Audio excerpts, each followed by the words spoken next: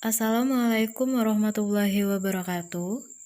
Bertemu lagi dengan Ibu Wardania. Pada kesempatan kali ini Ibu akan menerangkan materi bahasa Dayak yang pertama, yaitu tentang adat istiadat suku Dayak. Adapun tujuan pembelajaran kita pada kali ini yaitu siswa dapat memahami adat istiadat masyarakat suku Dayak Kalimantan Tengah.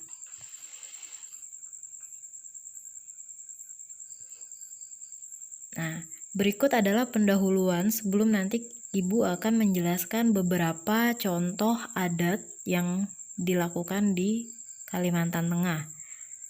Suku Dayak adalah nama yang oleh penduduk pesisir Pulau Borneo diberi kepada penghuni pedalaman yang mendiami Pulau Kalimantan. Suku Dayak Kalimantan Tengah yang terbagi atas berbagai subsuku seperti Dayak Ngaju, Dayak Otdanum, Dayak Maanyan, Dayak Lawangan, Dayak Taboyan, dan masih banyak yang lainnya.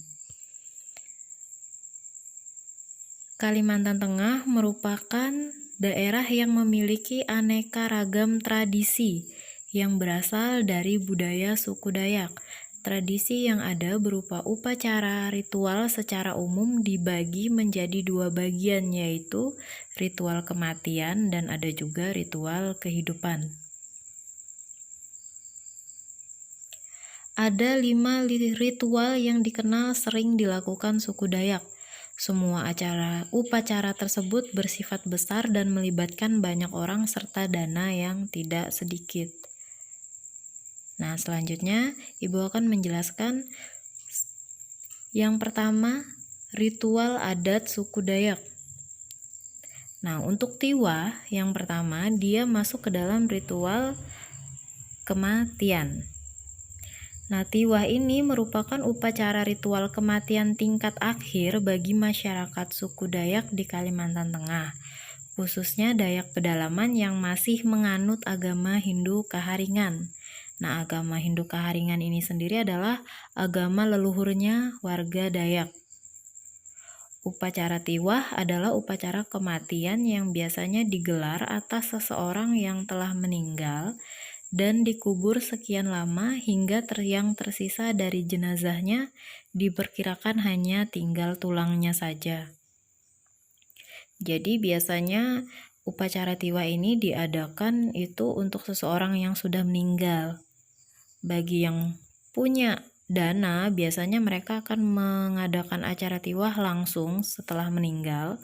Tapi bagi yang belum mampu, itu mereka bisa mengadakannya setelah dikubur saja tadi. Terus ketika sudah punya uang, itu mereka baru mengadakannya. Makanya terkadang yang diadakan itu sudah tidak berupa jenazah lagi, tapi tinggal tulangnya saja. Dan dana yang diperlukan untuk Tiwah ini sangat besar sekali.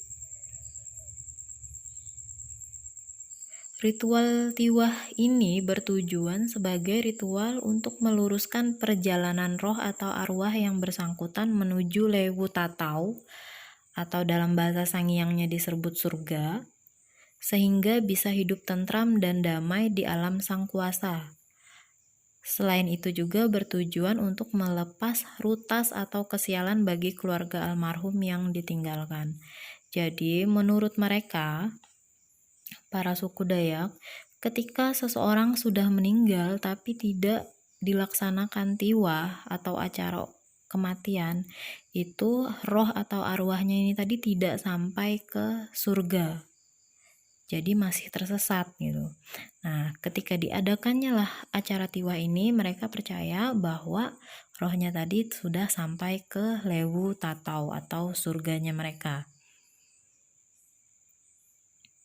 Biasanya acara Tiwah ini bagi yang memang mampu itu hanya dilaksanakan oleh satu keluarga, dibantu dengan keluarga besarnya gitu. Tapi bagi yang tidak mampu biasanya diadakan adalah tiwah massal. Karena mereka perlu dana yang besar, yaitu mereka perlu tuak, perlu sapi, terus kerbau, terus babi yang tidak sedikit, sehingga itulah yang terkadang membuat mereka mengadakan tiwah menunggu dananya cukup dulu dan jenazahnya masih disimpan di rumah. Yang kedua ada pekanan sahur Lewu Dayak. Pekanan berarti memberikan persembahan berupa sesajen kepada para leluhur atau orang-orang suci. Sahur artinya leluhur atau dewa yang dipercaya menjaga kehidupan manusia, memberikan kesehatan, keselamatan, perdamaian, berkah, dan anugerah bagi yang percaya kepadanya. Dan Lewu artinya adalah kampung atau desa tempat bermukimnya. Jadi, pekanan sahur Lewu Dayak berarti memberikan sesajen kepada leluhur atau para dewa yang melindungi warga desa atau kampung sebagai tanda terima kasih atas berkat dunia. Upacara ini biasanya diadakan sekali dalam setahun, umumnya digelar setelah panen berladang atau sawah dan bertepatan dengan tahun baru yang sesuai dengan kalender Dayak, atau itu biasanya diadakan sekitar bulan Mei. Yang selanjutnya ada ritual nahunan. Ritual nahunan ini merupakan upacara khas suku Dayak berupa memandikan bayi secara ritual menurut kebiasaan suku Dayak Kalimantan Tengah. Maksud utama dari ritual ini adalah prosesi pemberian nama sekaligus pembaptisan menurut agama Kaharingan kepada anak yang telah lahir. Upacara nahunan ini berasal dari kata nahun yang berarti tahun. Jadi biasanya ritual ini digelar bagi bayi yang sudah berusia setahun atau lebih. Hasil pemberian nama anak tersebut lantas dikukuhkan menjadi nama aslinya. Selain itu, upacara nahunan ini juga merupakan upacara membayar jasa bidan yang membantu proses persalinan hingga si anak dapat lahir dalam keadaan selamat. Jadi biasanya upacara nahunan ini wajib ya dilakukan oleh suku Dayak. Terkadang mereka memandikannya tidak ke sungai. Bagi yang jauh dari sungai itu bisa dimandikan di rumah, tapi bagi yang dekat sungai biasanya mereka akan langsung ke sungai untuk memandikan bayinya. Yang selanjutnya ada mamapas lewu. Nah, yang paling sering dilakukan adalah mamapas lewu, terutama di Kalimantan Tengah, apalagi dalam keadaan pandemi seperti ini.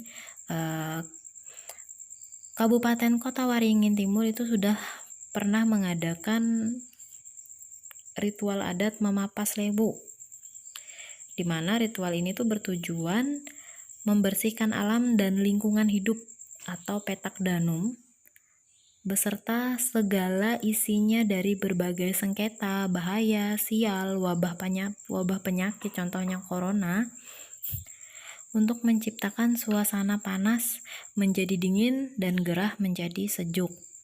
Selain itu, upacara ini juga berarti doa yang disampaikan kepada Yang Maha Kuasa agar tercipta kehidupan yang abadi di muka bumi, terhindar dari segala musibah, pertikaian, iri, dan dengki, sehingga tercipta kerukunan dan keharmonisan hidup antar umat manusia. Nah, untuk Kotim sendiri biasanya mereka akan mengadakan acara memapas lewu ini di ujung Pandaran. Dan terkadang desa-desa yang ada di sekitaran wilayah Kota Waringin Timur juga sering melakukan ritual adat memapas lewu ini untuk mengusir segala macam bahaya yang ada di desa tersebut. Yang selanjutnya ada ritual manyanggar. Nah, manyanggar ini berasal dari kata sangga, artinya adalah batasan atau rambu-rambu. Upacara manyanggar diartikan sebagai ritual yang dilakukan oleh manusia untuk membuat batas-batas berbagai aspek kehidupan dengan makhluk gaib yang tidak terlihat secara kasat mata. Jadi suku Dayak ini percaya bahwa kehidupan di dunia ini selain manusia juga ada makhluk halusnya. Ritual ini biasanya diadakan saat manusia ingin membuka lahan baru atau ingin dilangsungkannya acara besar. Nah, kadang kalau kita membuka lahan baru, kalau kita ingin membuat rumah dan lain sebagainya, mereka akan mengadakan acara manyanggar ini supaya roh halus yang menempati tempat tersebut itu mengizinkan mereka gitu, supaya tidak terjadi hal-hal yang tidak diinginkan. Dan yang terakhir ada ritual pernikahan. Dalam suku adat Dayak, ritual pernikahan mereka itu disebut dengan adat pengantin mandai. Ini merupakan tradisi yang sering dilakukan oleh suku Dayak Ngaju. Nah, dalam pernikahan ini mereka biasanya diiringi oleh tarian giring-giring, terus tarian Mangalindap Punei ataupun tari Manasai.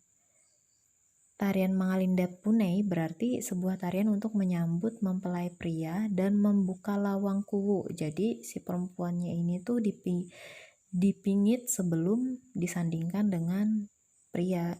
Nah, dan pria itu tugasnya adalah membuka lawang kuwunya dulu menggunakan tarian Mangalindap Punei. Acara adat pengantin mandai ini dipimpin oleh 2 orang mantir adat dari pihak wanita dan pria dalam proses pemberkatan nikah dan tapung tawar atau pemberkatan mempelai. Biasanya untuk pernikahan ini mereka akan mengajukan berbagai macam syarat. Itu sudah ditentukan oleh adatnya masing-masing, mulai dari tanah sampai dengan kain dan lain sebagainya. Dan biasanya juga pihak wanita dan pria itu harus punya wali yang minimal 9 keluarganya ada hadir di acara pernikahan mereka. Kenapa minimal 9? Karena pada zaman dahulu suku Dayak ini terkenal dengan mempunyai anak yang banyak, sehingga terkadang mereka satu keluarga ketika melakukan pernikahan itu menjadi suatu acara yang sangat besar sekali karena keluarganya banyak. Oke, itu saja penjelasan dari Ibu tadi tentang beberapa ritual adat yang dilakukan di Kalimantan Tengah. Nah, selanjutnya adalah tugas. Untuk tugas, yang pertama ada tugas pengetahuan. Di situ ada 2 soal, bisa kalian jawab di kertas. Dan yang kedua ada tugas keterampilan. Buatlah clipping tentang adat istiadat yang ada di Kalimantan Tengah minimal 3 jenis. Karena kalian sudah kelas 8, kalian sudah paham kan maksud dari membuat clipping? Clippingnya seperti biasa, kalian bisa menggunakan buku gambar ataupun kertas karton, di mana kalian akan menempelkan foto atau gambar di situ, di kertas tadi, di buku gambar tadi, terus di sampingnya dituliskan informasi seputar foto tersebut. Jadi minimal 3 jenis ya, dan 3 jenisnya adalah selain dari 5 ritual besar yang sudah Ibu jelaskan sebelumnya. Jangan lupa clippingnya nanti dibuat yang rapi dan indah, jangan dicoret-coret. Dan jangan lupa lagi seperti biasanya clipping Ibu untuk informasinya harus ditulis tangan ya, jangan diketik. Oke, itu saja penjelasan Ibu pada kali ini, yaitu tentang materi adat istiadat yang ada di Kalimantan Tengah. Untuk selanjutnya, Ibu harapkan kalian bisa mengerjakan tugasnya dengan semaksimal mungkin. Sampai jumpa pada pembelajaran selanjutnya. Terima kasih.